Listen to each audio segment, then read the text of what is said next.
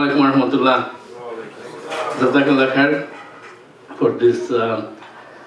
Actually, it's a little too much of the introduction.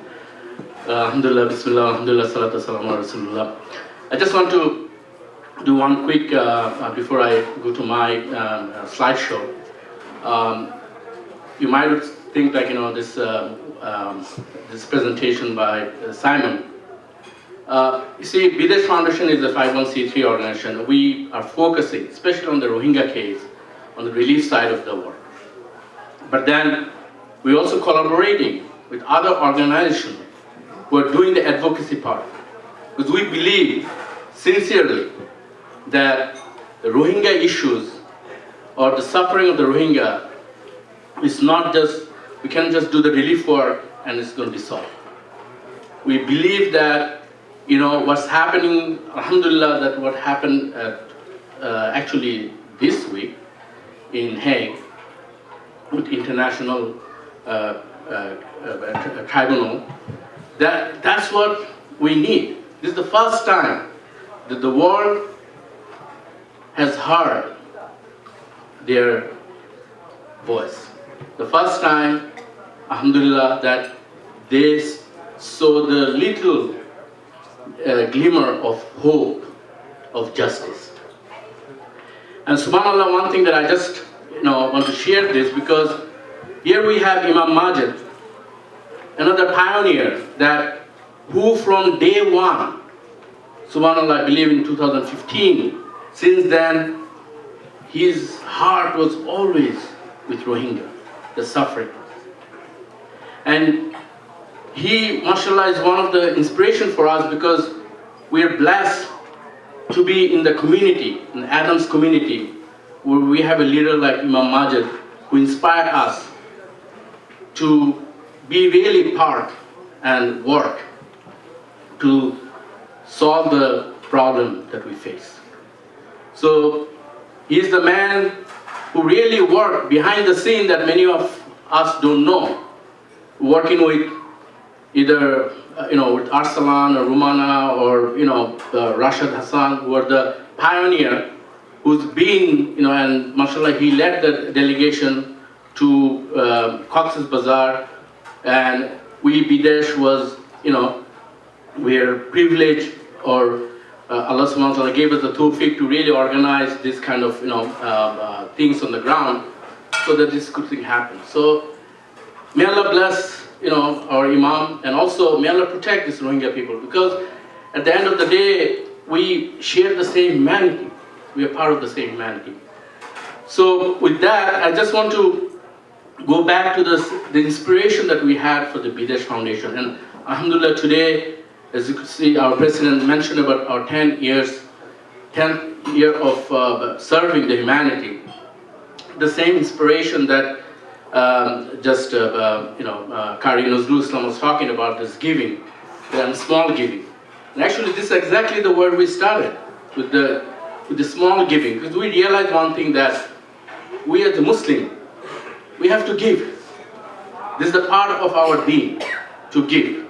Allah subhanahu wa ta'ala has mandated us to give. It's the fard for us to give the sadaqah, the fard us to give the zakah. So we said, look, we don't want to burden the people thinking of they have to give more. We said, look, whatever you give it in a way so it's going to make the impact, going to make the bigger impact to the people who are in need and to the humanity. So one of our key things that when we started the program with the Ramadan food basket, so that was the first program. One of the main reasons for the Ramadan food basket, because on the Ramadan, we all give. So why don't we give to the people and make sure that they get the food, the needy people, for the whole month of Ramadan. And we started with only $10 with the basket, and that's pretty much what our fitrana is. Just to give an example, that's how we started, alhamdulillah, and that's how we even move forward with our other programs, so that people don't feel that they have to give big amount to make the difference. So your $5 would make the difference. Your $10 going to make the difference. Your $100 going to make the difference. So that was our initial thought and inspiration that comes from our faith to give and make the impact, make the difference. So alhamdulillah, today in our 10th anniversary, Allah subhanahu wa ta'ala has given us the tawfiq to stand before you and present you this, some of the accomplishment. I wouldn't say that, any achievement or anything like that, as long as Allah subhanahu wa ta'ala accepts that, that is our real accomplishment and achievement. So, going back 10 years, the first we started our program is in the village called Walmart. So as I said, everything is small giving. Your small fitrana money, or your zakah money, or your kurbani for the udhiya money. So we created the program with that, and we said, look, instead of giving everywhere, let's focus on some area where we can be more impactful. So if you give in a certain area, and if you repeat it over and over, that would make more impactful in that area than going 20 different places and giving small donation here and there. So that's why we kind of focus on this little village in Walmara. And Walmara is actually most northern region in Bangladesh. It's in district of Mymensingh, bordering with India. And there's indigenous people lives there, and also Bengalis live there. There's only one small road going to that area. There is no they're really in need. There is no infrastructure whatsoever. But alhamdulillah, we choose that area because we felt that this is where, the need is the most. And that's why we started with the Ramadan food basket, Kurbani and all this thing. And as you could see, there's all this different program where we started in Walmart. But then, how can we be more impactful, right? So, you could see this, and this is one of my favorite picture here actually. See this farmer, and subhanAllah, this is where we are from, these people, the toil of this farmer, made us who we are. Their sacrifice, they spend their life, and in return, alhamdulillah, today we are in the best country in the world. Today, alhamdulillah, we are so privileged. We have so much. We felt that, we have to give back. That alhamdulillah, Allah subhanahu wa ta'ala has given us so much, so we have to give back. And when we are giving back, we need to make sure that, this farmer or the people in the villages, where our root is, they are getting the most. So that what we went to the next level when we started our program called Shobuj Pulli. And Shobuj Pulli, even its literal translation is green village, but it's a thematic meaning is a self-reliance, self-dependent program. And as you could see that now we are revolving everything around this self-reliant program, where we are saying that when it's a livelihood program in a way that when we are giving our zakat and sadaqah in a way so that it goes to their hand, but then we are making sure we have a support system around it, so that once we just give them the money and they spend the money, and next time they don't have the money and they go back to the poverty again.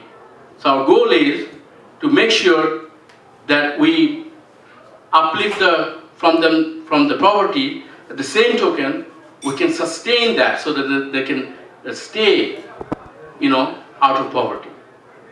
So that all our programs from, as Brother Mir was saying, that our medical program, our food basket, Kurbani, wash program, our education program, all these are supporting to make sure that that family that we're supporting in our Shobuj Pulli program or livelihood program, they are remaining and they can sustain that their livelihood. So I'm just going to give you a couple of examples here, the case study, so that you could see that the impact. Subhanallah. I mean, this is one thing this is the witness that I've been through this, and mashallah, all of us that we are a part of the Bdesh could see this, the barakah, and why Allah subhanahu wa ta'ala has given these tools for us to use these tools. Because zakah, subhanallah, the sadaqah. Look, I mean, in this example, this sister, Rina Khatun, she's a widow with the 4 daughters. And she is the member of Shobuj Pulli. The Shobuj Pulli is a co-op, it's a cooperative. And she's one of the members of that co-op. And she got the grant, initial grant of $250. $250, the grants. And that's your zakah grant. With that $250, what she did, she leased a land where she started the vegetable farming. And in 1 year, subhanallah, look at the return, the $843 in 1 year from $250. And subhanallah, I have with us the ex-CEO of Islamic Bank, who has been dedicated his life on this principle. And he could witness, subhanallah, that what is the impact that only $250 can make. So much return and barakah from this small grant. And alhamdulillah, she's still with us and she's growing our business and she wants to have our own enterprise. Second example.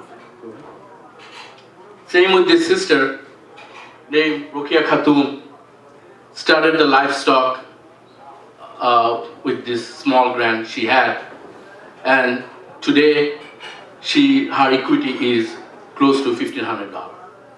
So you could see that the impact that we can make. Your small donation, I wouldn't even say donation, that's your zakah money, that's your sadaqah money. You have to give, but if you give in a way that makes somebody else independent, such a sadaqah jariyah forever. And look at this, it's going to impact his children and family and grandchildren. And traditionally what we do in back home, we give the lungi, shari for our zakati. If you just think a little bit differently and make that as through these programs, you could see that you can, subhanAllah, I mean, there will be no poverty in the world. I mean, poverty is our man-made thing. It's not Allah's given thing.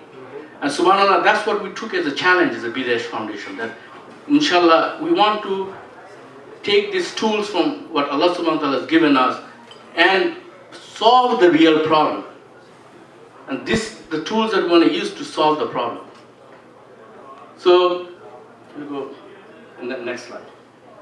Go to the next slide, yeah. So alhamdulillah, as of October 2019, alhamdulillah, we have served more than 500,000 people. Actually, with Rohingyas, number is actually close to 1 million. But alhamdulillah, this is something that we still feel that, this is very small what we could do. But Allah has given us the tawfiq, and with all your help, we have, alhamdulillah, reached to this level, inshallah. So we hope that, inshallah, with your continuous help and support, can you go to the next slide? Inshallah, we can grow more. And this is what the slide that I want to show you, like the transformation of these programs. So basically, when I'm talking about transformation, this is how it actually works. So basically, when we are going to the villages with your kurbani, with your Ramadan food basket, with the fitrana, with your winter clothing and stuff like that, This is a very easy program. People accept that.